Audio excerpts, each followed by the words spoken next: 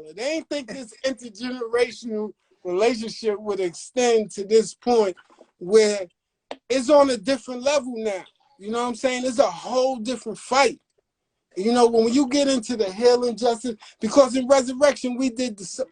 Oh, we going too far. Let's look. So we got the basic question. We talked about the historical perspective. We talked about, give us a little bit about, so where does, I heard this concept called crime generative factors. Where does this idea of crime generative factors fit into the non-traditional approach to social and criminal justice kind of like framework? That's an excellent question. Crime generative factors. That's somewhat of the meat of the healing part of the non-traditional approach. You know what I'm saying? That's really crime generative factors. So when we talk about the direct relationship between Blacks and Latinos in the criminal justice system, and we asking ourselves, how did this happen? Why? What are the future implications? We have to look at the infrastructure of our communities and what's going on in our communities. And when we look inside of our communities and we look at that basic question and say, why our community, 75% of our communities going to these prisons, now we got to look at this shit a little deeper, excuse my language, and we got to say, what's the factors involved? There has to be, and they figured out that there was crime generative factors.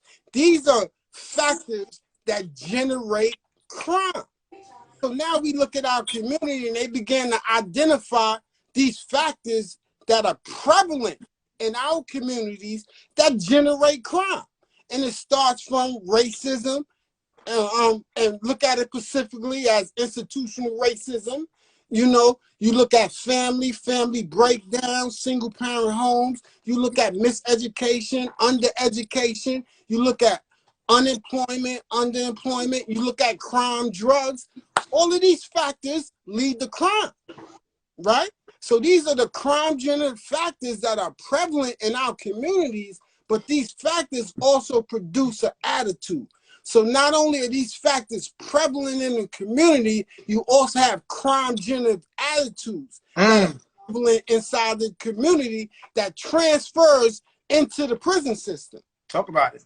So if you ain't got the corrective programs in the prison system, all they doing is building them crime generative attitudes to come back to the community as a defective product, and with 65% of a recidivism rate, wreaking havoc on the community and going back through this revolving door. So we got to address these crime generative attitudes. We have to, and that's where the 3 program components come in. You know what I'm saying? So you got to understand what's going on in the community, how it affects you internally. And when I say this is the healing process, this is the process where you got to address those attitudes. Why do I got the attitude that I don't care about this dude? Why I can't hold that shame on my mom's on crack? Why I got that shout? You know what I'm saying? It ain't the system fault I pulled that gun out. You know, we got to talk about eating beans and rice or not eating at all. You know how that felt. Yeah, we good now, but that shit is still in us. So in order to heal, you got to understand those factors that's inside the community, and you got to understand those factors that creates that attitude. Talk about it. We got some love in the chat, man. Devon said the basic question, to summarize it, it occurred to him in the yard at Green Haven one day. How is it possible that I know everyone here? A-Rock says, so the basic question is asking, how is New York State Prison is predominantly filled with Blacks from New York City, specifically 7 neighborhoods? I was listening to the video you sent me today of Eddie breaking down the non-traditional approach. And once again, just to throw Eddie and Ibaka in the building, but what was deep, you know, to the basic question, you know, Eddie really was going into it, like really saying that, like, you know, New York State is made up of 150, you know, assembly districts, and that 18 of those assembly districts are the ones that's feeding the majority of the prison system. So when you think about the whole New York State of 150 assembly districts from the city all the way up to like Dannemora, somewhere to Syracuse. And then you think about 18 of them that feeds all of the prison system, particularly 85, like, you know, no, like 85% of it, and 75% of them come from 7 neighborhoods in New York City. And do you want to throw out any of those names, you know, of those places? Do you want to shout out any blocks, you know, any things? Because I think when you talk about those crime generative factors, how you think about why those 18 districts are so different from, like Eddie said, the other 132 districts. And what are the things that make these districts so differently that like astronomical amount of black people, particularly black men from those districts, end up in prison that in the other districts they don't.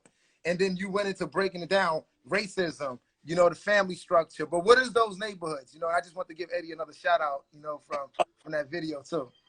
Man, I can't, I know it's Lower East Side, Bedford Stuyvesant, Brownsville, South Phil, Bronx, yeah, South yeah. Jamaica, But East Harlem. as we go and understand that those neighborhoods might shift. No question. You know what I'm saying? The zip code might change. Like 11206 might be popping for 5 years. No You question. know, and what they was doing, they was showing how the money it costs to incarcerate a youth and